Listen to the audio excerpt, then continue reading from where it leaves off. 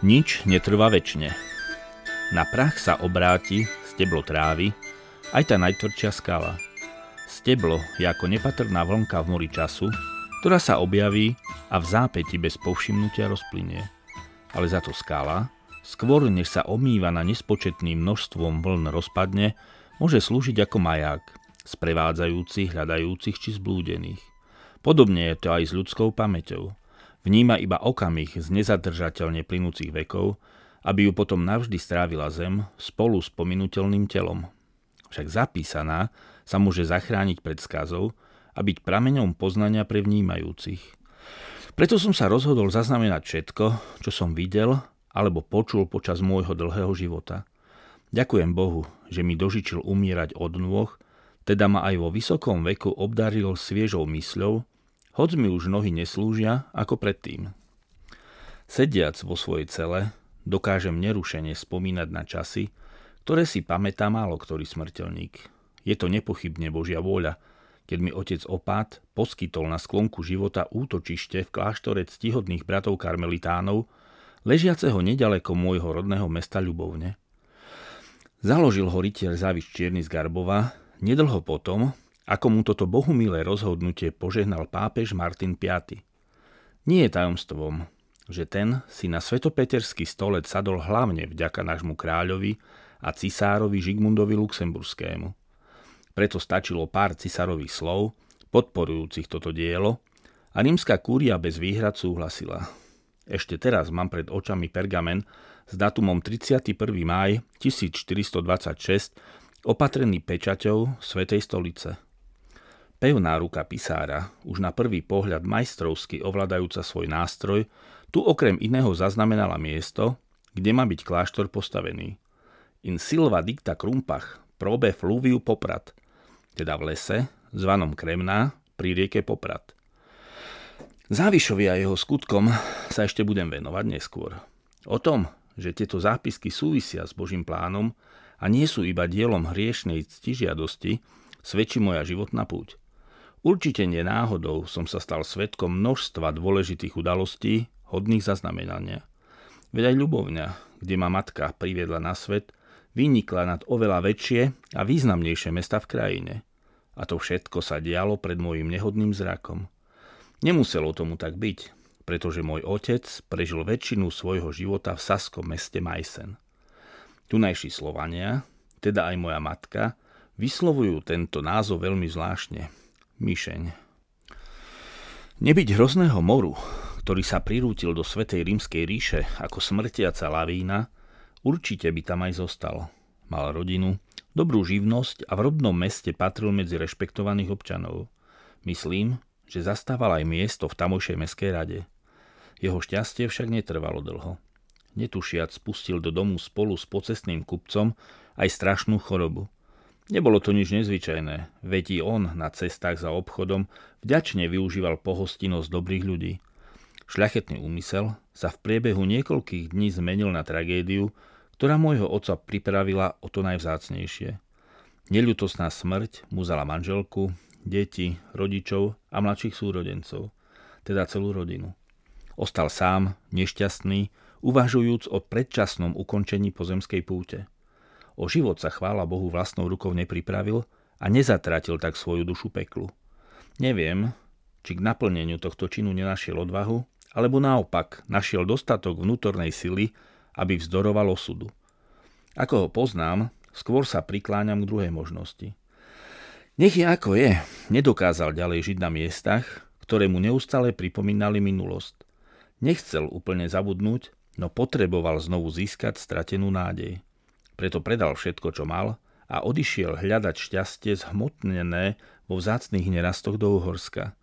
Vedel, že iba pri cieľavedomej ťažkej práci mu nezostane čas na smútok a sebaľútosť. Uhorsko si nevybral náhodou. Tunajší kráľ, Karol Róbert, upevnil v krajine svoju moc a zaviedol reformy. Vďaka ním oslabil svojvoľu oligarchov a naopak posilnil pozíciu miest. To sa v krátkej dobe prejavilo v rozvoji poľnohospodárstva, remesiel a obchodu. Navyše s kráľmi Čiech a Poľska podpísal zmluvu, ktorá okrem iného dovoľovala medzi ich krajinami výhodný cezhraničný obchod. Stalo sa tak v novembri roku 1335 na hrade Vyšehrad, ležiacom na brehu Dunaja. Preto ten, kto mal šikovné ruky alebo dobrý nápad, mohol poctivou prácou získať slušný majetok. Podobne to bolo aj s mojím otcom.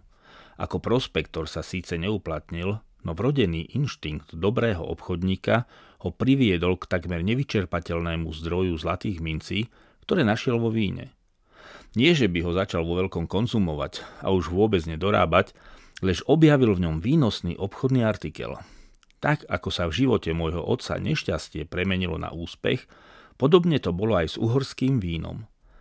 Nebyť strašného a ničivého vpadu mongolských jazdcov, ktorí v roku pána 1241 ako kobylky vtrhli do tejto nešťastnej zeme, možno by sme boli naveky ukrátení od nápoja plnej chuti a výraznej farby.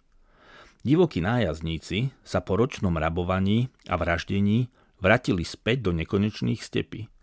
Ostala tu po nich zničená a ľudoprázdna krajina. Aby ju náš kráľ Bela IV. Znovu naplnil podanými, pozval tu nových osadníkov z kráľovstiev uchránených od plienenia hordy. Pahorky, obtekané riekami Bodrog a Tisa, osídlil kolonistami z Talianska. Tí dokázali, že víno nie je iba výtvorom prírody a že za kvalitou tohto nápoja nestojí výlučne hrejivé južanské slnko. Vďaka umu a fortielu dobrých remeselníkov vznikol huževnatý mok výraznej sladkavej chuti a podmanivej vône, ktorý začali vyhľadávať aj ľudia, žijúci severne od hrebeňov Karpát. Kto vie, možno im pripomínal ich obľúbenú medovinu. Veď aj kvôli doterajšiemu odmietaniu vína, nápoja civilizovaného sveta, bolo na nich vzhliadané ako na divokých barbarov. A tak sa pre množstvo väčších či menších šľachtických usadlostí, roztrúsených na rozsiahlých rovinách Poľska a Litvy, stalo spoločenskou prestížou vlastniť aspoň pár súdkov dobrého uhorského vína. Môj otec sa iba ocitol v pravý čas na tom správnom mieste. Vedel, že naplniť čo najviac komôr žiadaným artiklom môže iba vďaka lacnej, rýchlej a bezpečnej doprave. Zo starého domova dobre poznal možnosti prekonávania veľkých vzdialeností, ktoré jemu a jeho predkom poskytovala rieka Labe. Po dôkladnej obhliadke usúdil, že najlepším miestom pre naplnenie jeho plánov bude neveľké mestečko na Spiši, Ľubovňa. Odtiaľ bola rieka Poprad schopná udržať na hladine Plť aj s nákladom. Ten dokázal na vlnách prepraviť skrz celé Poľsko až do Baltického mora. Preto za mestom na brehu rieky kúpil pozemok, kde zriadil prístav. Zo starostlivo vybratého dreva dal vyrobiť niekoľko plavidiel, ktoré sa na konci cesty, po rozobratí, stali tiež tovarom. Najal ich posádky a paluby naplnil sudmi so žiadaným vínom. Furmanom, vezúcim náklad z dolnej zeme, prišlo vhod výhodne predať svoj tovar ešte v Uhorsku a vzdať sa tak dlhej, nie vždy bezpečnej cesty na sever. Svoje peniaze dostali a o ostatné nech sa postará ten, čo okrem podielu na zisku prevzal aj to najväčšie riziko. Pravda, okrem hĺbky rieky rozhodovala o mieste, kde otec postavil prístav a jeho bezpečnosť. Tu mu poskytoval neveľký hrad, ukrývajúci za svojimi múrmi vojenskú posádku. Už vtedy mu dominovala vysoká obranná väža, no dnešnú podobu získal o niečo neskôr, o čom sa tu ešte zmienim. Ja som však presvedčený, že môj otec dospel ku konečnému rozhodnutiu zostať v Ľubovni až potom, čo v tunajšom kostole zbadal krásnu dievčinu, ktorá sa mu stala druhou ženou. Z tohto Bohom požehnaného zväzku sa narodil môj starší brat a o pár rokov neskôr aj ja.